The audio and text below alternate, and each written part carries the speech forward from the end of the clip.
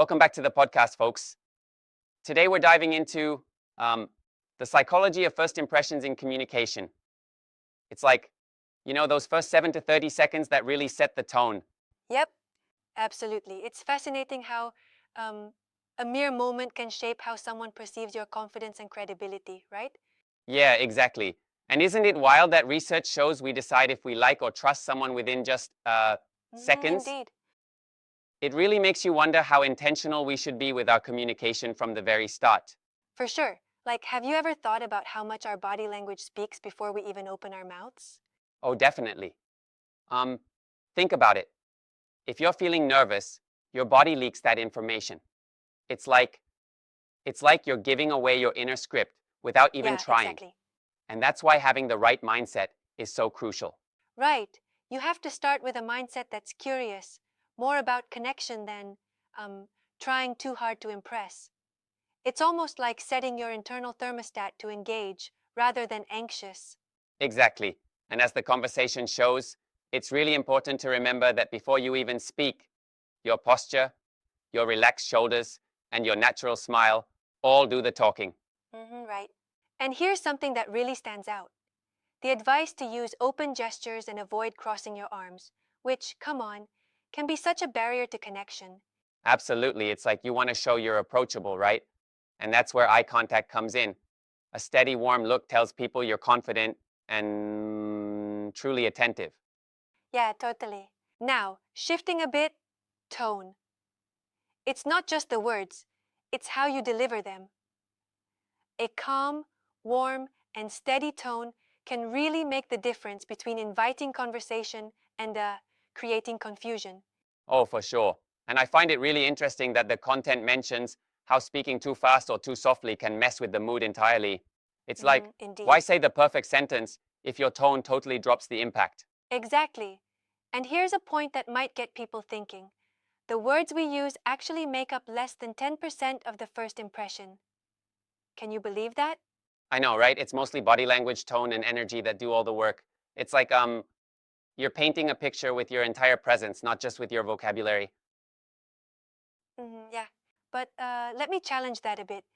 Don't you think in some situations the precise words can actually matter a lot?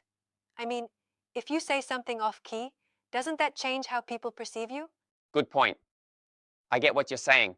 Context matters. Sure, the choice of words has its place, but even if they're perfect, if your posture or tone is off, the overall impact Exactly. suffers. It's all about making sure all the elements align perfectly. Speaking of aligning, what do you make of the mirroring tactic?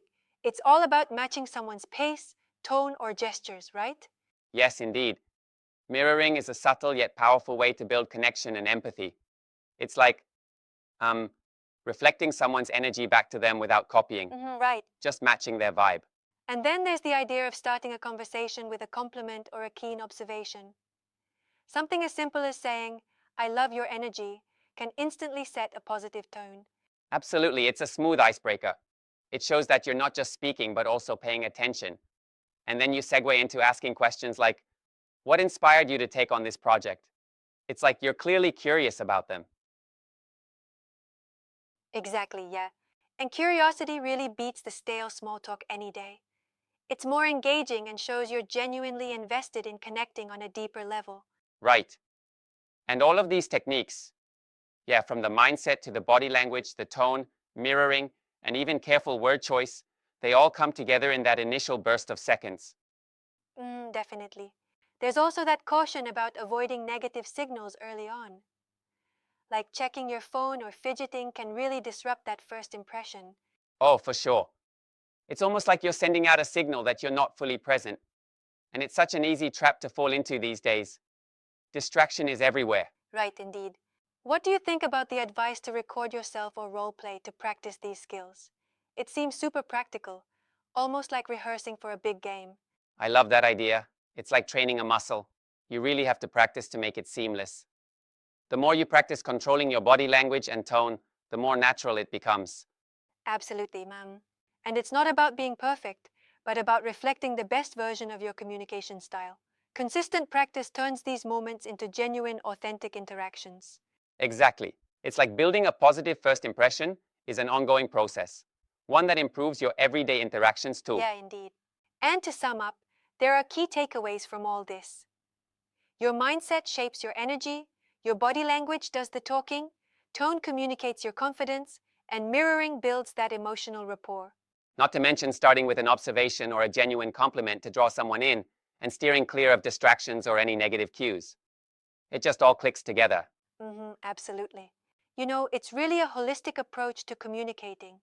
Everything from your physical stance to how engaged you are when asking thoughtful questions plays a part. Right, and I think it's fascinating that these strategies aren't just useful in professional settings. They work in everyday conversations, social gatherings, even online if you think about video calls. Yep, definitely. True, it's like when you're aware of these dynamics, you start noticing them everywhere in meetings, parties, even in those quick hallway chats. Exactly. And let's be honest, first impressions are powerful, but they're just the starting point. Consistent, authentic communication is what really keeps relationships open. Right. I really appreciate the practical nature of these tips. It's not just theory, it's actionable advice you can practice right away. Absolutely. Think of it as a toolkit for enhancing every interaction. Stand tall, relax, smile naturally, and be genuinely curious. Yeah, exactly. And then the next time you're in a conversation, you might notice um, you feel more confident, more in tune with the person you're talking to. It can truly transform how you connect. Right on. And here's one more interesting thought. Even if you stumble sometimes, each imperfect moment is a learning opportunity. Absolutely. Yet, what about those moments when you're tempted to overthink every little gesture? Do you think that undermines the natural flow? Well, it's a balance. Being overly self conscious can be counterproductive. The goal is to practice until these actions become almost automatic, so you can focus on connecting Exactly, naturally. yeah. And that's the beauty of it. With consistent practice, what once felt like a performance becomes a genuine conversation, one that leaves lasting positive impressions. Precisely. So, whether you're in a boardroom or chatting with a friend, these insights can really make a difference.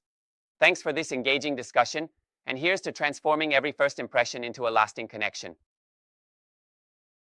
Absolutely.